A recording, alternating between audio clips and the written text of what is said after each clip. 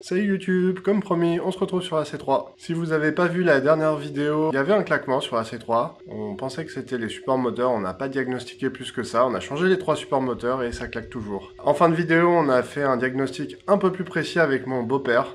Et on pense que c'est les triangles, on est 95% sûr. C'est pas 100%, mais on a clairement vu les triangles bouger quand on freine et on le sent quand on met les doigts dessus en freinant. On a fait ça les roues avant levées, je vous mets un petit extrait.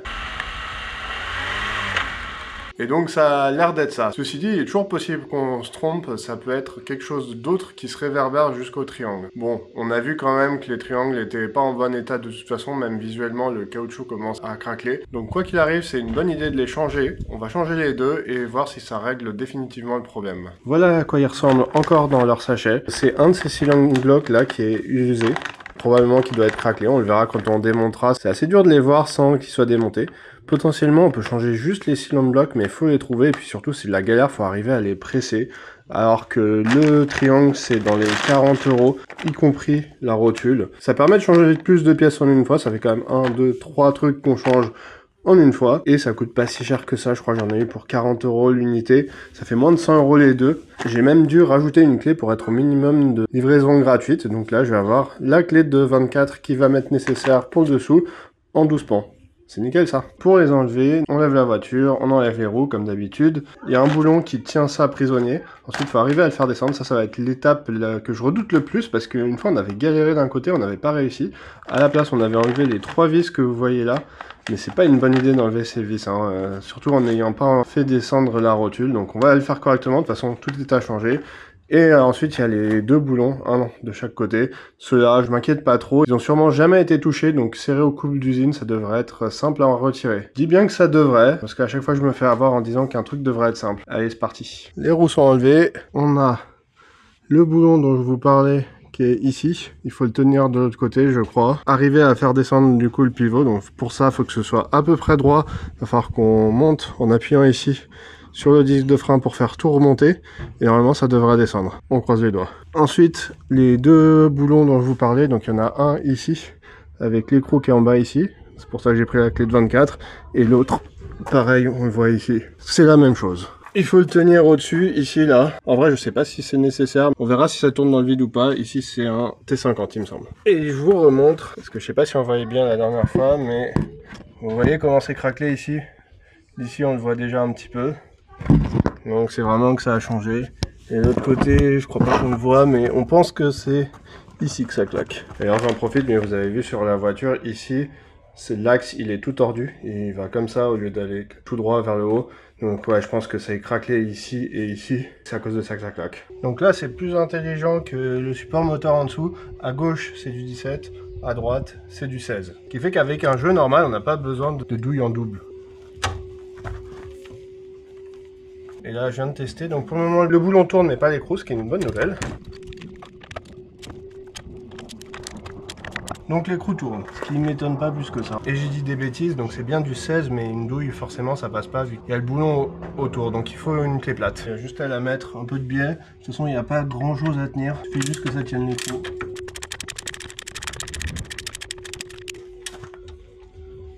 Voilà l'écrou. Bon, désolé, on voit pas trop ce que je fais. Peut-être que si je mets la caméra là, on verra mieux ce que je fais. Là, le but c'est d'arriver à avoir ce boulon. Parce que là, j'ai enlevé l'écrou, mais il est quand même toujours dedans. J'essaye de le chasser. J'appuie d'un côté à la main et je tourne de l'autre. En dévissant, il avance doucement. Et donc voilà, il nous a pas fait d'histoire. Maintenant, on va faire descendre la rotule de pivot. Soulève pas trop, tu vas soulever la béquille. Oula, oui.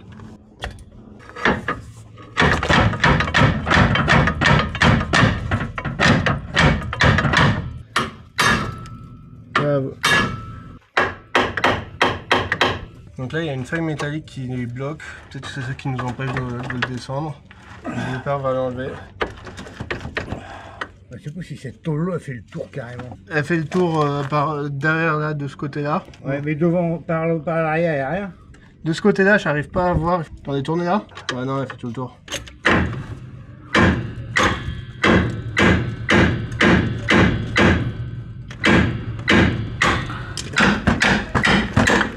Oh, ça a descendu là. il me semble. Ouais. Non? Non.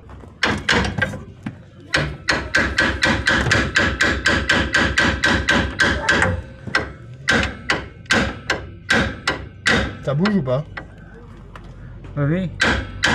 Non. On n'a pas d'élan au coup de marteau.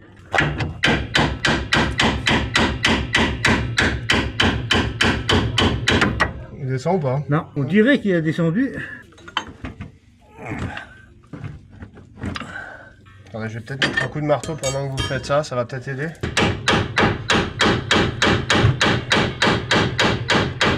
Ça descend pas là? Non. On a mis un peu de dégrippant derrière, des fois parce que là ça veut pas venir. En attendant, je vais enlever ça histoire qu'on puisse tourner un peu. Ça peut que aider d'avoir un peu plus d'accès. Peut-être qu'on trouvera un meilleur angle pour le faire descendre. Parce que là, c'est assez dur de taper dessus avec un peu tout qui est dans le passage.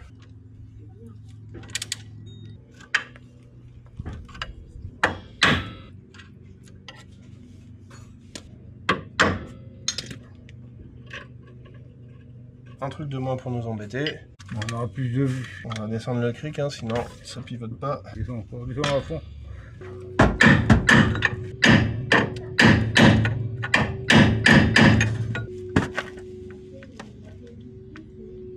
Oh, ça décolle pas.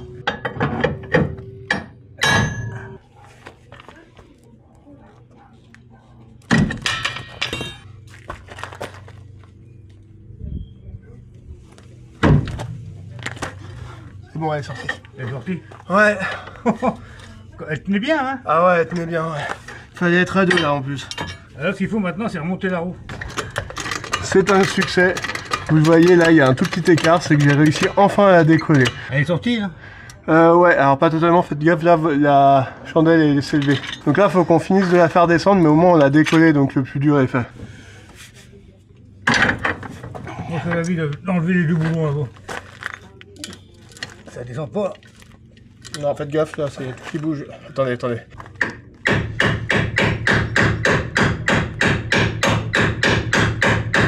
Là, vous mettez de la pression? Ouais. Attendez. Là, vous taper dessus. Ah, non, ça Ouais, il est décollé. Il est sorti. Totalement? Ouais, non, pas totalement, alors. Il est bien sorti. Ouais, il est bien sorti, mais on va refaire ça une ou deux fois et ça devrait finir.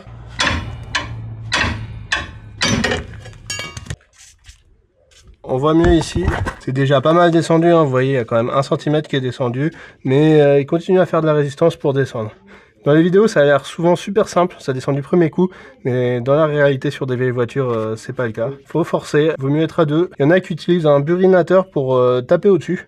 Déjà, on n'a pas de burinateur. Un burineur, pardon, pas un burinateur, un burineur en tapant dessus. Mais sauf que là, on n'a aucun accès, il faudra enlever le cardan, c'est encore plus merdique. Donc, bon, là, vu que ça descend, on va continuer comme ça, ça devrait le faire.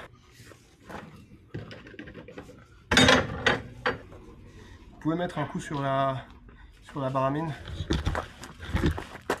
Je suis à fond. Là, je tape à fond.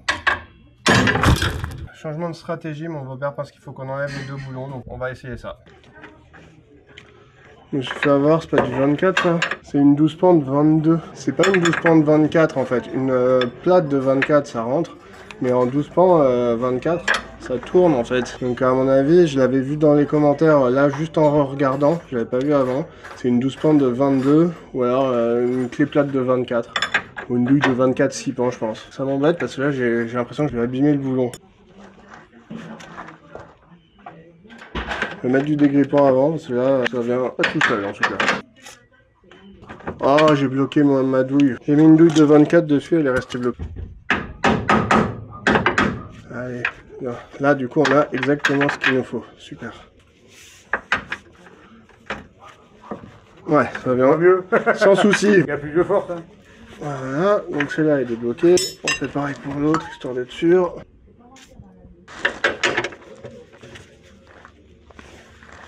Ouais, nickel. Bien sans souci. Alors, vous pouvez me passer la clé à choc là? Ça ira plus vite. Ouais, ça ira plus vite là. Je préfère toujours décoller à la main, ceci dit.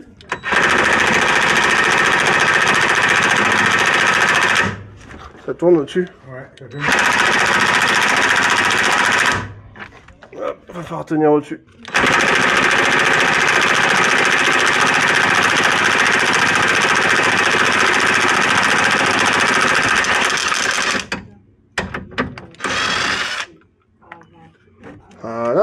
premier boulon.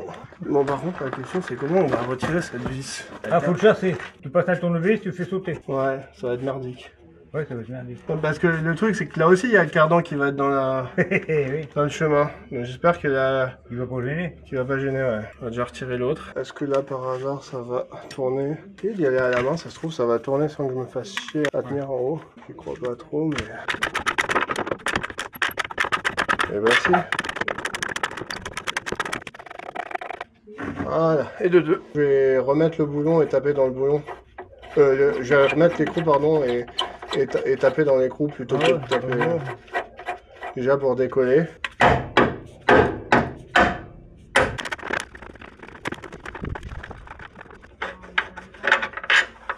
J'ai eu le boulon, mais l'écrou il est resté collé.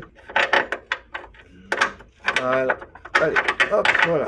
Et de 1. Ceux-là, ils sont pas trop galères à enlever. En tout cas, celui du fond, il est pas trop, parce que celui de l'avant, on va voir ce que ça donne avec le cardan. Je remets ça un petit peu. Il a bougé un peu, mais pas énormément, mais... On va essayer de descendre ça, la rotule avec ça. Il faudrait un truc plus pointu. Voilà.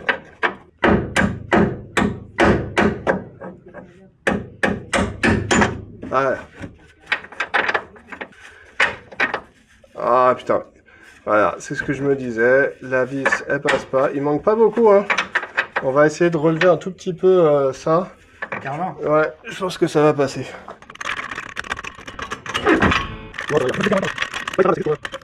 Ah mais non, je suis bête. En fait, il fallait juste...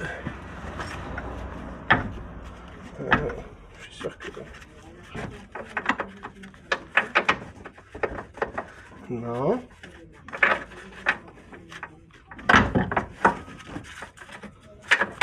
Voilà.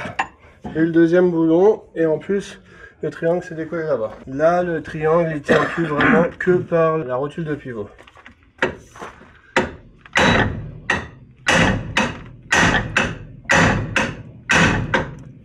Ouais, c'est bon. C'est une rotule qui va me faire chier. Le fait d'enlever ces deux boulons, ça nous a permis un peu d'écarter le triangle du côté du bout. Ça nous a donné plus d'accès, et mon beau-père a pu passer cette énorme barre pour taper dessus. En fait, c'est comme ça que c'est descendu. Je sais pas si on l'a vu en vidéo, mais c'est avec ça, marteau, c'est descendu. Donc il reste plus qu'à retirer. On va faire enlever là, parce que tout seul, ça ne viendra pas.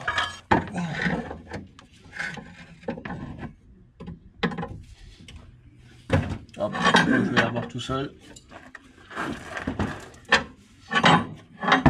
Lève-le. Voilà, lève encore. Lève. Ouais, il faut que ce soit comme ça pour l'enlever. Voilà. Donc il faut le mettre droit. Voilà, je crois que ma jambe a tout caché, mais le voilà. L'ancien et le nouveau côte à côte. Donc déjà, bonne nouvelle, on s'est pas trompé. Quand on les met côte à côte, ça a l'air d'être les mêmes. Hop, si on les met dessus, ils ont exactement la même forme. Le pivot, voilà. Donc c'est une bonne nouvelle parce qu'on a aussi un peu abîmé ici en l'enlevant. Ouais, alors ça c'est nous qui l'avons fait, hein, je pense. On a une rotule de neuve pour l'occasion. Un autre gros détail, franchement je trouve que c'est beaucoup mieux. Regardez ces boulons, c'est pas les mêmes. Non, c'est pas des torques. Ça c'est des torques, c'est pourri à enlever si on n'enlève pas le triangle. Ça, si jamais on a besoin de changer juste cette rotule, c'est beaucoup plus simple. Bon, juste celle-là, celle du milieu, je sais pas trop comment on va faire passer. Mais faut juste maintenir et enlever le boulon de ce côté-là, donc vraiment ça sera beaucoup mieux. Au niveau craquelage, Ouais, il est craqué. il est craqué, mais pas tellement que ça. Et celui-là, bon bah voilà. Vous voyez, Il bouge facile celui-là. Ah ouais, bah là il bougeait à la main. C'est là qui claquait, c'est là qui claquait. Voilà, c'est ça qui claquait. On est, je vous avais dit 95% sûr, là c'est vraiment 99% sûr que c'est ça qui causait le problème. Vous voyez, ce petit craquellement ici là, Ça suffit. Ça suffit. Pour comparaison, l'autre, si j'essaye de le bouger, il bouge mais beaucoup moins. Surtout il n'est pas craquelé ici. En fait, en bougeant, ça permettait qu'il y ait quelque chose qui fasse contact. Et je me demande même si c'est pas ici que ça faisait contact. C'est pas impossible. Parce que ça, c'est pas nous qui l'avons fait. Autant on a forcé partout ici, donc toutes les marques ici, c'est nous. Autant ici, Il bouge en pas nous. latéral et en hauteur. Ouais, je crois que c'était en hauteur. De l'autre côté, c'est usé mais pas craquelé. Quoi qu'il en soit, de toute façon, c'était prévu de le changer. En voyant ça, je me dis que même si ça résout pas le claquement, Il fallait le changer quoi qu'il arrive. Ici, il n'était pas encore vraiment craqué, mais ça allait arriver un jour. Voilà, il n'y aura que des bénéfices. Je vous ai dit, là, c'était craquelé à cause de nous. En fait, non, je suis pas sûr. Enfin, c'est en partie. C'est que là, vous voyez, cette partie-là, ça protège le cylinder block. Et sauf que c'est glissé ça dessous. Donc, dès que vous allez essayer de bouger ce truc-là, ça va craqueler ça. C'est pas obligatoire, hein, c'est juste vraiment pour protéger cette partie-là qui est quand même en caoutchouc un peu faible. Je pense que ça sera mieux de pas utiliser ce truc tout pourri. Donc je vais le laisser là. Au pire, si vous me dites que j'ai fait une grosse bêtise, on pourra toujours le remettre. On va remettre le nouveau triangle. Le plus dur, ça va être de repasser ce côté-là. Il y a bien un truc là, comme ça. Et un pivot à faire chier le monde. Moi, je pense qu'il faut d'abord qu'on l'enfonce comme ça. Et ensuite, ça, on fera tourner là. Ça va faire chier le monde, la barre stabilisateur. Il faudrait écarter le mieux, mais il y a le cardan. Qu'est-ce que c'est qui fuit là? Ah, c'est bon, ça va. Qu'est-ce qui fuit là? C'est le cardan. Repousse, voilà. C'est la boîte qui fuit. Cardan. Faudra qu'on refasse le niveau.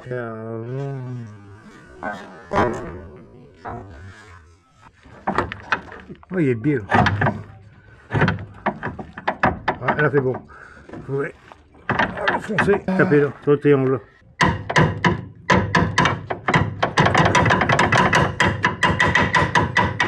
Prends l'autre marteau, peut-être t'appuyer plus lourd. Allez. Allez.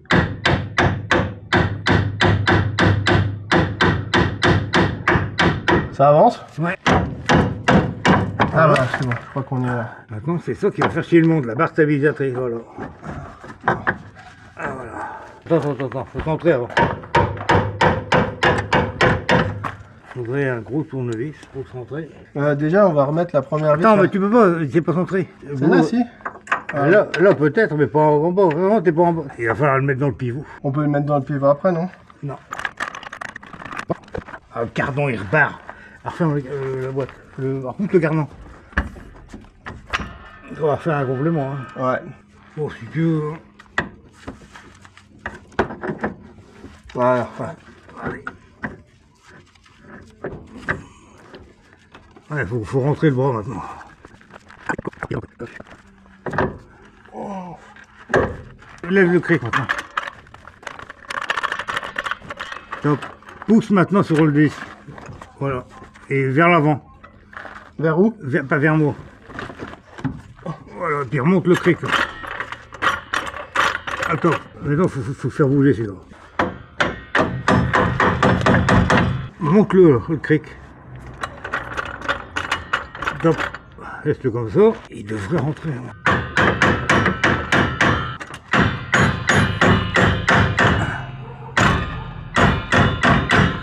Il faut pousser par ici, vers l'intérieur.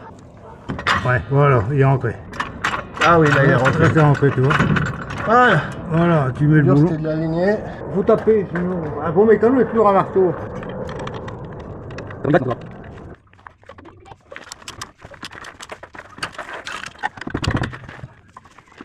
rentre pas.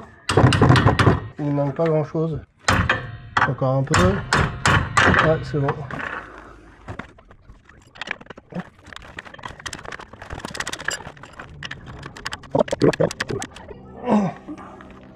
Le principe, c'est l'écrou qu'il faut serrer. Ouais, mais je peux pas. Serrer ça au couple. Alors normalement, il faut serrer l'écrou. Sauf que je peux pas serrer l'écrou vu que j'ai pas de douille longue de 16. Je suis obligé de serrer du côté du boulon. CA 55.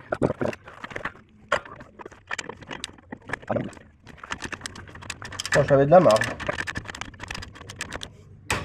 Voilà. Faut le lever là, en espérant qu'il va bien se mettre. Voilà, là il est en face. Non, il est pas en face du tout. Moi il est en face. Ouais, mais pas en haut.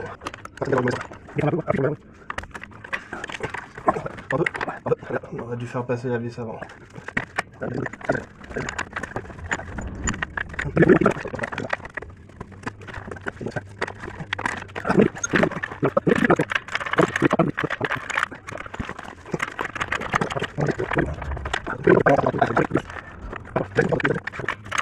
Peut-être qu'on aurait dû mettre le pivot après. En fait, le problème, c'est que si lui en place, on peut pas rentrer la vis. Ah, c'est ça qui est chiant. Là, il commence à être tard, on a fait une petite pause pour aller chez Norauto pour acheter de l'huile de boîte. Donc on pourra faire le complément et pas rouler avec, je sais pas, peut-être 1 litre qui manque dans la boîte, comme on a pu le faire par le passé. On fera ça hors caméra à la fin, il n'y a aucun intérêt, hein, mais voilà, ça sera fait. Et surtout, au passage, on a acheté ce petit outil. C'est un arracheur de rotule et ça va très bien pour les pivots. En plus, on a demandé au vendeur et il nous a dit quoi, ouais, sur ces voitures ça marchait. Je l'ai pris, c'était 14 €. J'ai pas envie de repasser, je sais pas, on a combien de temps on a passé, mais au moins 1 heure juste pour extraire cette rotule de pivot. Donc sur l'autre côté, comme ça sera moins galère. Surtout que là, vous avez remarqué, on a remis la rotule de pivot avant de mettre les 2 boulons sur le berceau et en fait, il fallait faire l'inverse. Donc là, il faut réenlever cette rotule de pivot pour mettre d'abord les boulons sur le berceau et mettre la rotule en dernier. Donc bah c'est reparti pour réenlever tout et remettre ça dans le bon ordre. Sinon ça rentre pas, hein. On a essayé.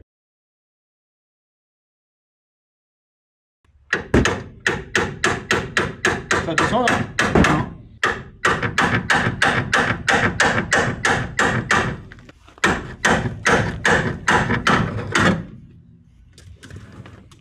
Mais je suis con, si j'enlève pas la vis, jamais ça va sortir. Ah, tu n'as pas enlevé la vis?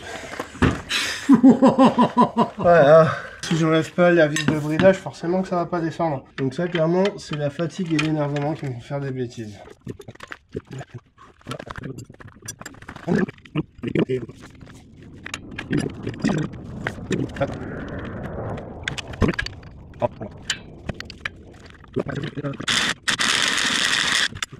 Ok, donc, essayons. Cette façon, la vis de bridage.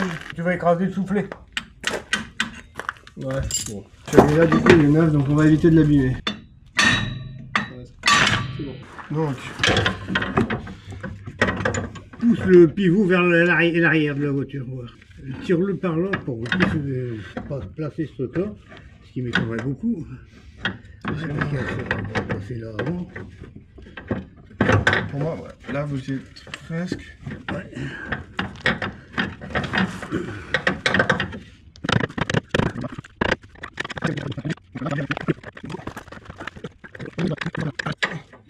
Ah bah voilà, ça va beaucoup mieux comme ça. Mettez-le tout de suite.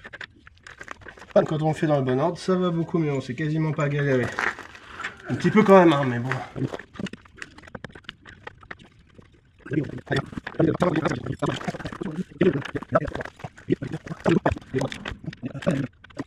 On va pas la serrer complètement. Non, pour la serrer. Ok, donc maintenant il faut arriver à faire passer l'autre. L'autre, l'ouvrir aussi là. Donc ça devrait être beaucoup moins compliqué. Ouais. Je vais faire une pause vite fait, je vais chercher une lampe parce que j'y vois absolument rien. Ouais. Donc là on a un problème, c'est qu'on commence à plus avoir trop de luminosité. C'est ça qui est chiant. On n'aura pas le temps de faire les deux aujourd'hui. J'ai pas pris la grosse lumière, mais ça déjà ça devrait aider. Au moins pour voir qu'est-ce qu'on fait. Alors, allez-y, il faut pousser encore un peu. Je suis à fond là.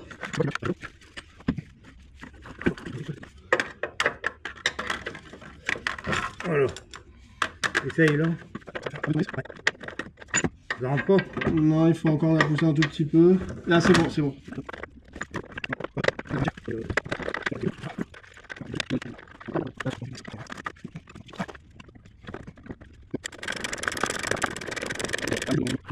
Maintenant, il faut arriver à remettre ça en face. Voilà,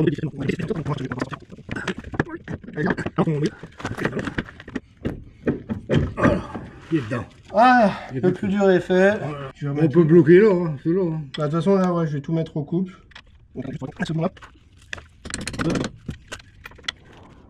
Bon, alors, on va commencer par celui-là, vu que j'ai déjà une clé dessous. Il faut la serrer à 140. Ouais, il est réglé. Ouais.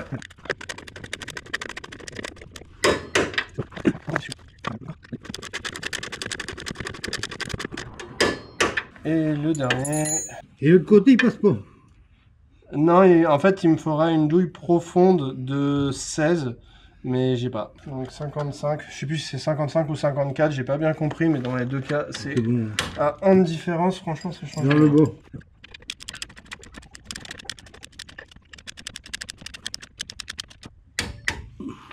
Voilà. Et il reste la rotule de direction. Donc pour la rotule de direction, malheureusement, je vais me galérer parce que j'ai pas ma clé colle de signe avec moi. Normalement, je pourrais la serrer au couple, mais il faut ma clé colle de signe et je l'ai pas. Donc du coup, je vais serrer avec le BTR du dessus. Elle, c'est à 35.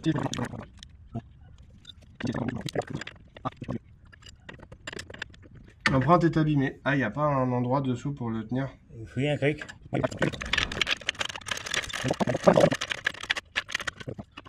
Bon, donc j'aurais bien aimé serrer au couple, mais sans l'empreinte et sans clé code de signe, c'est juste pas possible. Donc ben, ça va être le couple à la main, on a dit 35, je vais le faire à peu près à 35. Hein. Ah bah si, en fait, je vais pouvoir serrer au couple. Regardez, là, vu que j'ai bloqué la rotule, là, je peux serrer au couple direct comme ça. Vu que là, à l'intérieur, ça tourne le plus.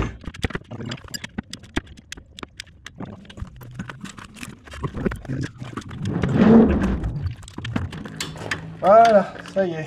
Il n'y a plus qu'à remonter. Ça a été sportif, mais on a réussi à remplacer le premier triangle. Maintenant, il y a l'autre à faire. Et là, ça se voit peut-être pas, mais il va faire nuit bientôt. On commence à avoir du mal à y voir. Donc, on va commencer ce soir, finir demain matin. Et surtout, je vais pas le filmer. Ça va être exactement la même chose. On va peut-être moins se galérer. Je vous montrerai peut-être juste quelques petits bouts un peu critiques, mais le reste, ça va être pareil. Et je vous reprends quand on a quelque chose d'intéressant. Voilà, c'est bien. C'est bon? Ouais. Ah, faut frapper, hein.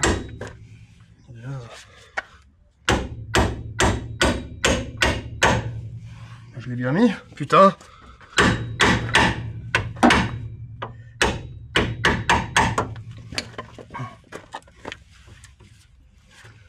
Tape dessus, ouais.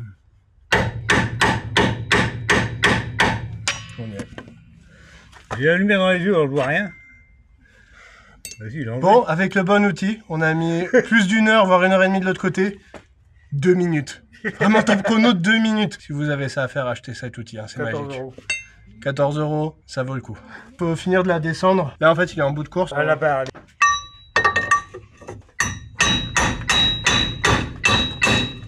Ah, c'est bon, hein. Ah, c'est bon, c'est descendu. Je vais arrêter de filmer là parce que ça va pas être très intéressant le reste, mais la rotule est descendue, les deux vis sont débloquées, donc là, on enlève, on remet, ça va être vite vu. Voilà le deuxième, donc lui, quand on regarde de près, il est aussi craquelé ici. Bah oui, hein. Voilà. Quitte à changer aussi quoi qu'il arrive. Ici, c'est aussi un peu, ça commence à se craqueler, mais ça l'est pas encore totalement. Et puis bon, là, ça allait encore, hein. Il n'y avait pas forcément besoin de le changer, mais ça venait tout d'un coup. Et vous voyez, en utilisant l'arrache rotule, je l'ai pas tant abîmé que ça. Ah non, on voit même pas les marges, je l'avais mise comme ça, et ça n'a pas abîmé le caoutchouc. Même si quand vous utilisez un arrache rotule, de toute façon, il vaut mieux prévoir de changer la rotule, parce que si vous l'abîmez, vous avez l'air bête. Et en faisant ça, on a déboîté aussi l'autre cardan, comme la dernière fois. Donc bon, bah on va essuyer ça après, du mieux qu'on peut. On a fait avec les moyens du bord, malheureusement, on n'a pas de papier vraiment absorbant, on n'a que des essuie-tout. Si j'avais su, on aurait prévu mieux. C'est les aléas de la mécanique.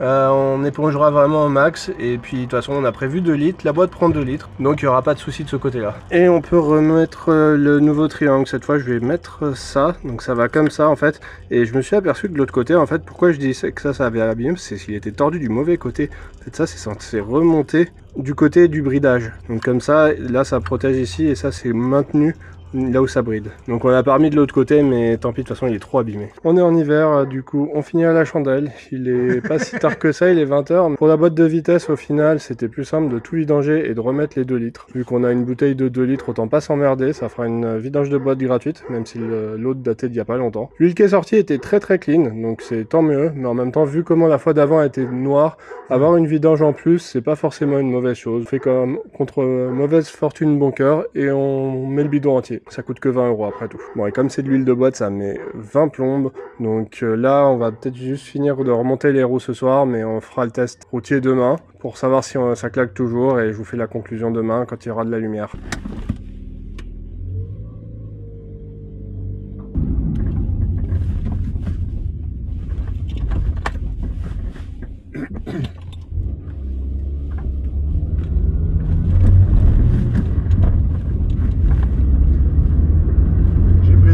Ça claque plus du tout, pourtant j'ai mis des bons à-coups au freinage et à l'accélération, aucun claquement, c'était bien les triangles. On n'est pas le lendemain, ça doit se voir un petit peu à mes cheveux qui ont un peu poussé depuis la dernière séquence. J'ai fait plus de 1000 km depuis le changement des triangles et je vous confirme, ça claque plus du tout. C'était bien les triangles. C'était pas les coupelles d'amortisseurs comme plusieurs d'entre vous m'ont suggéré dans la dernière vidéo, même si ça aurait pu. Je l'ai pas filmé mais j'ai fait une autre petite bêtise. Quand j'ai vidangé le soir, j'ai remis le bouchon de vidange sans le joint. Je m'en suis aperçu le lendemain matin en voyant le joint au fond du bac de vidange. Je l'avais pas vu tout simplement parce qu'il faisait nuit. J'ai dû faire une deuxième fois la vidange, mais l'aspect positif c'est que vu que j'ai eu le temps, j'ai commandé un nouveau bouchon et un nouveau joint, et cette fois le bon joint. Parce que quand j'avais fait la vidange il y a 6 mois, j'avais pris le joint que j'avais trouvé en magasin, c'était un joint un peu rond alors qu'il faut un joint plat. Là, j'ai pris sur internet et j'ai trouvé exactement ce qu'il fallait. Et le bouchon qu'on avait bien imbibé, maintenant il y en a un neuf. J'ai revérifié plusieurs fois depuis, il n'y a pas du tout de fuite, c'est nickel. Au final, une opération qui aurait dû durer 2 heures, peut-être 3 maximum, ça a pris dans les 6 heures. Ça paraît énorme, pourquoi ça a pris autant de temps? On a galéré pendant 1 heure, c'était 1 heure, hein, pas 1 heure et demie, sur la première rotule. Si j'avais su, j'aurais commandé l'outil en avance. On a dû faire aller un aller-retour pour aller chercher l'huile de boîte. Maintenant, j'aurai toujours 2 litres dans le coffre quand je ferai ce genre d'opération où il y a même un léger risque de déboîter le cardan parce que dès que vous tirez un tout petit peu, ils viennent. C'est pas comme sur la Mini où ils sont clipsés, là, vraiment, vous tirez, ça vient. Et du coup, c'est très facile de déboîter un cardan. On n'était pas non plus équipé pour faire passer l'huile de boîte. Ça a pris une bonne demi-heure à faire passer les 2 litres par gravité parce que c'est tellement visqueux, ça prend vraiment du temps. La deuxième fois que je l'ai fait, j'avais la pompe de ce transfert, ça a pris 5 minutes. Quatrième point, je filme, c'est pas nouveau, mais ça rajoute toujours du temps. Faut mettre la caméra, s'arrêter pour filmer, réajuster la caméra sans arrêt, changer la batterie. Bref, ça rajoute du temps, plus que vous quand vous le faites chez vous sans caméra. Et en dernier point, j'ai pas d'atelier fixe. Vous l'avez vu, je travaille rarement ici, je suis souvent chez mes beaux-parents, chez mes parents, des fois même autre part. Donc du coup, ça veut dire que je dois prendre tous les outils et vraiment pas en oublier. Genre là, j'avais pas la pompe de transfert et il me manquait un autre outil, je sais plus quoi. Les charger, quand j'arrive je décharge le tout, et une fois que j'ai fini je remballe et on refait tout dans l'autre sens. Ça, mine de rien, ça rajoute du temps, peut-être 1 heure à chaque fois, et aussi aller chercher les outils dans l'atelier de mon beau-père. Ça s'ajoute, et si jamais vous avez un vrai garage, vous n'avez pas tout ça à faire à chaque fois. J'aimerais bien avoir une servante, mais je me vois pas la charger et la décharger à l'arrière de la voiture à chaque fois. Bon, tout ça, ça s'additionne, mais vous l'avez compris, j'ai pas trop le choix. Faut faire avec, et au final, je suis quand même très content d'avoir pu faire ça et de faire de la mécanique, malgré les petites complexités. Pour ceux qui sont restés jusqu'à la fin, j'ai quelques annonces. Vous avez peut-être remarqué que les vidéos sont moins fréquentes, ça va pas s'arranger du tout. Ça fait 2 ans que j'ai commencé la mécanique et YouTube. Ça m'a pris beaucoup de temps et j'ai un peu délaissé les autres aspects de ma vie perso. Ces derniers temps, j'ai revu mes priorités et du coup, ça veut dire moins de temps pour la mécanique et YouTube. En plus de ça, ma motivation a un peu baissé et l'hiver, ça arrange pas du tout les choses. Entre le froid et la nuit qui tombe très tôt, ça aide pas du tout à se motiver. Surtout, j'enregistre là, il neige. Vraiment, j'ai pas du tout envie d'être dehors, même si je le pouvais. Je ferai peut-être quelques petites choses pendant l'hiver, mais l'activité reviendra au printemps et surtout en été. Surtout qu'à côté de ça, je me suis trouvé un nouveau hobby qui lui aussi prend beaucoup de temps. J'en parlerai dans une prochaine vidéo quand ça touchera à la mécanique, mais ça fera pas l'objet de vidéos régulières vu que c'est pas vraiment l'objet de la chaîne. Je vous laisse deviner ce que c'est. Si vous regardez YouTube en anglais, vous avez peut-être déjà vu des vidéos qui en parlent, et c'est un truc dont je me suis déjà servi dans une vidéo dans le passé, sur cette voiture même. Je vous souhaite un bon hiver bien chaud, des bonnes fêtes de Noël en avance, et à la prochaine!